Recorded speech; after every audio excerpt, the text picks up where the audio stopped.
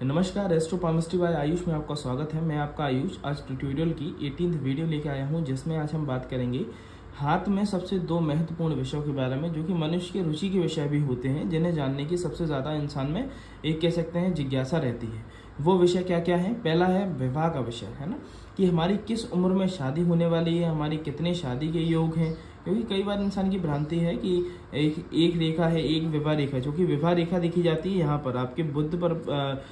सबसे छोटी वाली उंगली और आपके हृदय रेखा के बीच में, जो बुद्ध पर्वत के साइड पोर्शन पर है ना, इस पे यहाँ देखी जाती है विवाह रेखा, है ना। तो कई लोगों के अंदर भ्रांति फैली हुई है कि एक विवाह रेखा मतलब एक शादी, दो विवाह रेखा मतलब दो शादी। ऐसा बिल्कुल नहीं है, ये बिल्कुल अलग कॉन्सेप्ट है ना, कि हाँ प्रेम प्रसंग संबंध हो सकते हैं, वो भी अलग तरीके से, परंतु ऐसा शादी के योग नहीं देखे जाते, है ना। और दूसरा विषय के बारे में बात करेंगे हम, जो कि बड़ा ही महत्वपूर्ण विषय है, जो कि आजकल की सबसे बड़ी समस्या भी है। तो वो है आपका चिल्ड्रंस लाइन, है ना। आपके हाथ में कितने बच्चों के योग हैं, हमें पुत्र संतान होगा या फिर पुत्री संतान होगी, इसके हमें कैसे पता चले क्या योग बन रहे हैं। और इसी के साथ साथ इसके साथ इन्हीं दोनों चीज़ों को देखने के लिए जो इस क्षेत्र के साथ साथ सबसे महत्वपूर्ण क्षेत्र होता है, जो इन्हीं का कारक होता है, वो होता है हमारा शुक्र पर्वत। क्योंकि शुक्र पर्वत जो शुक्र कह सकते हैं शुक्र प्लैनेट है, वो रिप्रेजेंट करता है शुक्राचार्य को, है ना। और शुक्राचार्य कौन थे? वो थे दैत्यों के गुरु, है ना। तो ऐसे इसके लिए उनको माना जाता है लस्ट के देवता, मतलब वासना के देवता, कह सकते हैं जो सेक्सुअल लाइफ पूरी रिप्रेजेंट करता है, वैवाहिक जीवन मैरिज लाइफ पूरी रिप्रेजेंट करता है, जिसमें भी रोमांस आता है, जिसमें भी अट्रैक्शन आता है, स्पार्क आता है, वो सारी चीज़ें कौन रिप्रेजेंट करते हैं? हमारे शुक्र रिप्रेजेंट करते हैं। तो शुक्र का वेल मेंटेन होना काफ़ी आवश्यक है इन दोनों में ही सुखी और संपन्नता प्राप्त करने के लिए, ठीक है। तो वीडियो को हम प्रारंभ करते हैं। वीडियो में सबसे पहले हम जानेंगे कि हमें किस उम्र में हमारी शादी की होगी, और शादी में अगर हमें विलम्ब हो रहा है तो उसके अड़चन का कारण क्या है। तो देखिए, सबसे पहली चीज़, आपके विवाह की उम्र, किस उम्र में आपकी शादी होगी और आपकी कितनी शादी के योग हैं, कैसे और कब शादी होने के योग हैं, तो ये आपके यहाँ इस पोर्शन से देखा जाता है। यदि आप देखेंगे इस पोर्शन पे आपको यदि एक सीधी रेखा देखने को मिल रही है, अगर एक आपको विवाह रेखा देखने को मिल रही है, तो भाई साफ स्पष्ट मतलब है जिस टाइम पे वो विवाह रेखा बनेगी उस टाइम पे आपकी शादी होनी है, ठीक है। ना उससे आगे ना उससे पीछे, ठीक है। अब उम्र की गणना कैसे की जाए, मैं इधर साइड में ऐसे लाइन खींच के बता देता हूँ। ये आप मान लीजिए, ये वाले जो पोर्शन है इसे मैंने यहाँ पे ड्रॉ किया है, ठीक है। इसका मिड देखिए, ये हो गया मिड, तो ये तो एज हो गई उनकी 25 एज, ठीक है। अब इसके जितना ऊपर जाते जाएंगे साल दर साल उसकी उम्र ज़्यादा होगी, उसके नीचे उतनी कम होगी। जैसे कि एग्जांपल के तौर पे इतना हम डिफरेंस क्रिएट कर लेते, क्योंकि इतना ही इतना माना जाता है। ये हो गई 26, 27, 28 और प्लस उसके बाद की, ठीक है। जितना ऊपर बिल्कुल अगर बिल्कुल समीप है, तो ऐसी स्थिति में जो इंसान की 35, 36 साल की उम्र में शादी होती है, वो बिल्कुल अगर आपकी बिल्कुल लिटिल फिंगर के बिल्कुल टच ही हो गई और यहाँ पे लंबी सी रेखा बन रही, तो वो उसका कारक होती है, ठीक है। अब इसी स्थिति में तो जिस उम्र अंतराल पर यहाँ पर भी आपको ये इस क्षेत्र में सीधी एक लंबी सीधी खड़ी रेखा देखने को मिल जाएगी, वो उम्र रहेगी जिसमें उनकी शादी होनी है, ठीक है। तो निष्पक्ष कोई दिक्कत नहीं है।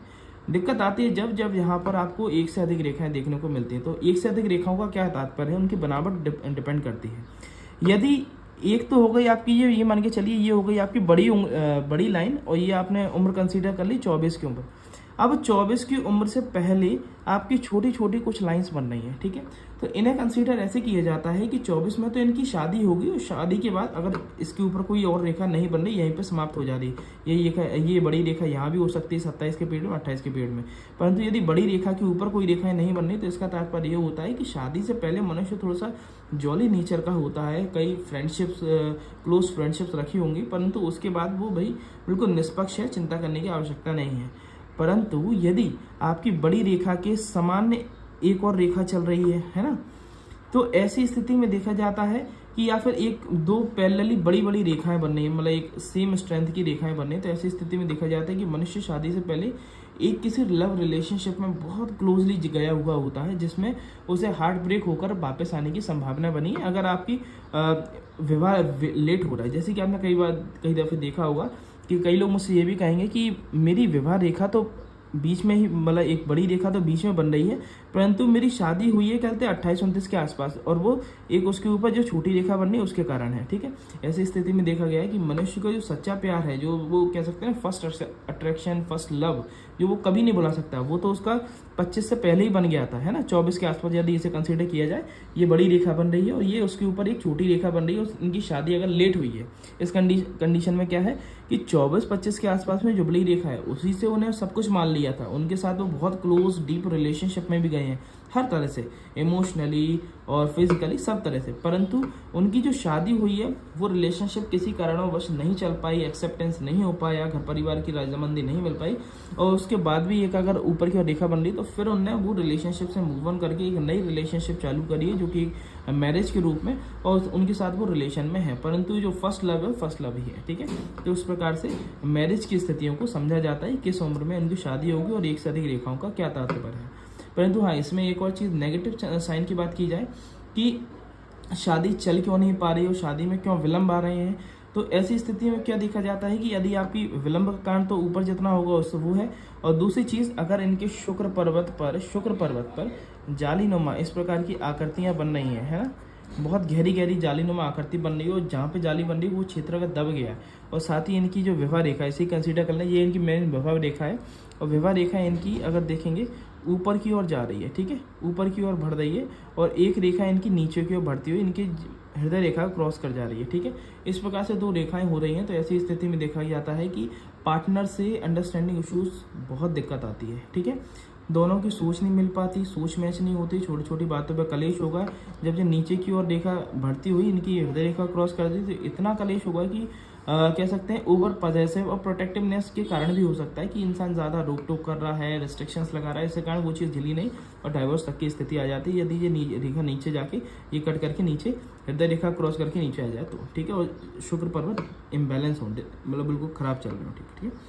अब बात करते हैं इनके हाथ में संतान के क्या योग हैं, क्योंकि मेन विषय संतान है। विवाह की बात हम पहले भी कई वीडियोस में कर चुके हैं, संतान की बात आज हम पहली बार इस वीडियो में कर रहे हैं, ठीक है। तो संतान के बारे में जानने के लिए हमें क्या देखना आवश्यक रहता है, संतान के लिए हमें देखना होगा हमारी जिस भी विवाह रेखा क्यों कंसीडर करना आवश्यकता है ये संतान के विषय में भी, क्योंकि विवाह रेखा के ऊपर, है ना, विवाह रेखा के ऊपर आपके ये साइड पोर्शन पर अगर ये सीधी सीधी ऐसी खड़ी रेखाएं देखने को मिल रही हैं, मतलब एक एग्जाम्पल के तौर पर आप मेरे हाथ में देखें,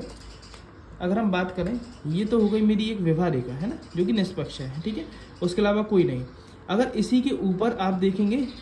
इस पोर्शन पे, यहाँ पर आपको अगर खड़ी रेखाएं देखने को मिल रही हैं इधर पर, है ना, तो ये होती हैं संतान रेखाएं, ठीक है। अगर आपकी विवाह रेखा के ऊपर इस तरह से अगर एक जितनी गहरी लाइन उसका अलग अलग मतलब होता है, अगर ऐसे रेखाएं खड़ी हैं तो इन्हें संतान रेखाएं कहते हैं। अब ये कैसे पता करें कि हमारी कितने बच्चे होंगे, ठीक है, और पहला बच्चा क्या होगा, ठीक है, और पुत्र होगा या पुत्री होंगे। तो देखिए जितनी गहरी लाइन होगी, है ना, जितनी गहरी लाइन होगी इसे हम इधर समझते हैं, ठीक है। अगर आपकी विवाह रेखा के ऊपर एक सीधी वर्टिकल लाइन इस प्रकार से गहरी बन रही है ना, ऐसी स्थिति में देखा जाता है कि जो संतान होगी पुत्र प्राप्ति होगी, है ना, पुत्र संतान की प्राप्ति है। अगर आपकी विवाह रेखा के ऊपर वर्टिकल लाइन बन रही है, वो गहरी लाइन है ना, इस तरह से, तो वो पुत्र प्राप्ति के योग बताती है। अब वहीं पर अगर हल्की सी लाइन बन रही है, बिल्कुल थोड़ी टूटती और बिल्कुल बारीक सी लाइन बन रही है ना, तो ऐसी स्थिति में वो पुत्री प्राप्ति के संतान के योग होते हैं, ठीक है। अब बात की जाए हम ये कैसे पता करें कि हमें पहले पुत्र प्राप्त होगा या पहले पुत्री प्राप्त होगी। तो देखिए विवाह रेखा, ये संतान की जो रेखाएं कंसीडर की जाती हैं किस एज में पहले क्या होगा, तो वो इस तरह से आता है, इसकी डायरेक्शन ऐसी होती है, ठीक है, मतलब ये डायरेक्शन की स्थिति मान लीजिए, ठीक है। अगर आपकी इधर से पहले हल्की लाइन बन रही है फिर एक गाढ़ी लाइन बन रही, तो इसका साफ आशय ये है कि पहले हमें पुत्री होगी फिर हमें पुत्र प्राप्ति की संतान होगी। और सेम अगर पहले गाढ़ी लाइन बन रही है उसके बाद छोटी छोटी हल्की हल्की महीन लाइंस बन रही हैं, बिल्कुल हल्की हल्की, तो वो प्राप्त करवाती हैं, वो संतान पुत्री प्राप्ति होगी बाद में, पहले पुत्र प्राप्ति के योग है, ठीक है। अब अच्छा आपने देखा हो कई बार अबॉर्ट हो जाते हैं बच्चे, है ना, बच्चों का अबॉर्शन हो जाता है, बच्चे प्रेगनेंसी कंसीव नहीं कर पाते, है ना पेरेंट्स, तो वो उसका रीज़न क्या है। अगर आपकी ये जो रेखाएं बन रही हैं और इन पर आके रेखाओं ने, जैसे कि इसे हम इधर जूम पार्ट में समझ लेते हैं, ठीक है, ये जो रेखाएं खड़ी हैं और इन पर आके किसी ने ऐसी इनक्लाइंडली कोई ने ऐसे गहरी कट मार दिया है ना, ऐसे अगर गहरे कट के निशान बन के क्रॉस बन रहा है, ऐसी स्थिति में बच्चा बनता है और बच्चा बिगड़ जाता है। मतलब ऐसी स्थिति में जो प्रेगनेंसी कह सकते हैं ख़राब हो जाती हैं, अबॉर्ट हो जाते हैं बच्चे, वो उसकी स्थिति ये रहती है कि आपकी तो ये रेखाओं पे जितनी रेखाओं पे कट होगा उतने कहीं ना कहीं अबॉर्शन के चांसेस रहेंगे। ठीक है, अब ये क्यों अबॉर्शन की दिक्कत आती है, उसका मेन रीज़न और अच्छा एक चीज़ और, अबॉर्शन तो आ ही रहा है, साथ ही साथ कई बार देखा जाता है कि रेखाएं ही नहीं बन रही है ना, तो रेखाएं डेवलप नहीं हो रही हैं, और रेखाएं डेवलप हो भी नहीं तो एक आध हो रही है और बहुत इधर आके हो रही है, समझ रहे हैं आप, इधर जी बिल्कुल, क्योंकि इधर से मैंने कहा इधर से इधर की स्पीड रहती है, जितना आगे आते जाएंगे उतना लेट बच्चा होता है। जो लेट बच्चों के चांसेस होते हैं वो इसलिए होते हैं कि ऐसी स्थिति में आपकी, अगर मैं दूसरे हाथ से अगर कंसिडर किया जाए, दूसरा हाथ ले लेते हैं, अगर आपके ऐसी स्थिति में क्या होता है, लेट बच्चों के चांसेस क्या होते हैं, क्योंकि उनकी ये तो हो गई विवाह रेखा है ना, अब चालू हो जाने चाहिए बच्चों के जो चांसेस होते हैं वो यहाँ से चालू हो जाते हैं, यहाँ से रेखाएं खड़ी हो गई तो जल्दी बच्चे होते हैं ना, परंतु अब उनकी इधर तो कोई रेखाएं नहीं है, रेखाएं खड़ी हो रही हैं उनकी विवाह रेखा के ऊपर, इधर ऐसे में रेखाएं खड़ी हो रही हैं। ठीक है, ऐसी स्थिति में देखा गया है 33-35 साल की उम्र पे जाके बच्चों की प्राप्ति होती है, संतान सुख प्राप्त होता है। ठीक है, अब बात की जाए इतना लेट सुख क्यों प्राप्त होता है, तो उसमें इफेक्ट करता है उनका शुक्र को देखना आवश्यक है कि आपके शुक्र की बनावट कैसी, क्योंकि शुक्र किस चीज़ के कारण है, मैंने शुरुआत में बताया, अट्रैक्शन, लव, अफेक्शन है ना, स्पार्क जो दोनों पार्टनरों के बीच में होना चाहिए। एक मेजर तौर से कहा जाए सेक्सुअल लाइफ है ना, सेक्सुअल लाइफ हमारे रिप्रेजेंट करते हैं हमारे शुक्र, क्योंकि शुक्र कारक हैं काम वासना के। ठीक है, यदि आपके शुक्र खराब है तो हमारी सेक्सुअल लाइफ इफेक्टेड होगी, और जब सेक्सुअल लाइफ इफेक्टेड होगी तो हमारे कहीं ना कहीं बेबी कंसीव करने में दिक्कत आएगी। ठीक है, तो खराबी की पहचान कैसे करें, पहली चीज़ तो शुक्र पर तो किसी प्रकार का काला तिल का निशान हो रहा है, किसी प्रकार का काला तिल बन रहा है, या फिर शुक्र की जो गद्दी है वो दब रही है ना, डिप्रेस हो रही है, उस पर जो जाली बन रही है। साथ ही कई दफ़े आपने देखा होगा शुक्र की गद्दी पे इस प्रकार की गहरी लाइंस होती हैं, है ना, गहरी लाइंस देखी जाती हैं जो कि डेथ मतलब डिप्रेशन क्रिएट कर देती हैं। ठीक है, और कालापन आ रहा है शुक्र पर पे, कालापन हो रहा है, ना लालामी हो रही है, ना हरापन हो रहा है, कालापन हो रहा है। ठीक है, ऐसी स्थिति में देखा जाता है कि आपको शुक्र इफेक्टेड है और आपको बेबी प्लानिंग करने में दिक्कत आएगी, मेडिकली सपोर्ट लेना पड़ेगा, सेक्सुअल लाइफ भी कहीं ना कहीं उसकी गड़बड़ाएगी। ठीक है, तो ऐसी स्थिति में आपको आवश्यक है आप अपने शुक्र को भी बैलेंस करें। शुक्र को बैलेंस करने के लिए आपको क्या करने की आवश्यक है,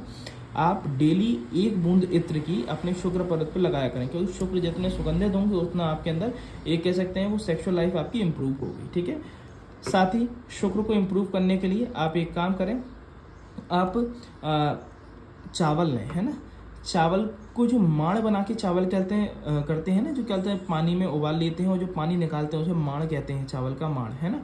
उस माड़ को आप कहते जाके सफ़ेद गैया को, है ना, सफ़ेद गाय देखिए कहीं पर, और सफ़ेद गाय को उसमें थोड़ा सा मिठास मिलाकर उस माड़ को आप सफ़ेद गाय को खिलवा दीजिए, है ना, आपकी सेक्सुअल लाइफ इंप्रूव होगी, आपके शुक्र स्ट्रांग होंगे उस चीज़ से। वो भी किस चीज़ के लिए, आपके जो कह सकते हैं स्पर्म काउंट बढ़ाने के लिए, है ना, क्योंकि मेन इफेक्ट करता है उस चीज़ पे आपका स्पर्म काउंट, है ना, अगर मेजर हम स्पष्ट शब्दों में कहें तो वो हो जाता है स्पर्म काउंट, तो उस चीज़ को इम्प्रूवमेंट लाएगी। ये आपके जो चावल की माड़ वाला उपाय है वो कीजिए। ठीक है, और ये उपाय आपको करना शुक्रवार के दिन है, आप 5-6 बार शुक्रवार कीजिए। अगर ये दिक्कत आ रही है आपको बेबी कंसीव करने में दिक्कत आ रही है तो ये उपाय कीजिए, आपको फ़ायदा होगा। बाकी कुछ और भी कहते हैं फैक्ट्स देखे जाते हैं हाथ की बनावट से, क्योंकि ये दोनों चीज़ें कंप्लीट नहीं है, ये दोनों चीज़ें तो ये मान के चलिए 70 to 80% है, परंतु कई बार ऐसे ये सब चीज़ें होने के पॉजिटिव होने के बाद भी दिक्कतें आनी, तो उसके लिए हमें अदर एनालिसिस की आवश्यकता होती है, और कहाँ पर दिक्कत आ रही है और कौन से ग्रह दिक्कत दे रहे हैं जो कि हमें एक कह सकते हैं हमारी वंश वृद्धि नहीं कर पाए, तो उसके लिए आपको एनालिसिस करवाने की आवश्यकता रहेगी। तो ऐसी ही और रोचक जानकारी वाली वीडियोस को जानने के लिए आप मेरे चैनल को सब्सक्राइब कर सकते हैं, वीडियोस को लाइक करें, अपने दोस्तों में शेयर करें, साथ ही बेल आइकन को ज़रूर प्रेस करें जिससे सबसे पहले आपको नोटिफिकेशन आपको मिल जाए। साथ ही एक और जानकारी, यदि आपको अपने पाम का एनालिसिस मेरे द्वारा अंडर माय गाइडेंस करवाना है और पर्सनली मुझसे बात करनी है और पूरा एनालिसिस करवाना है, तो आप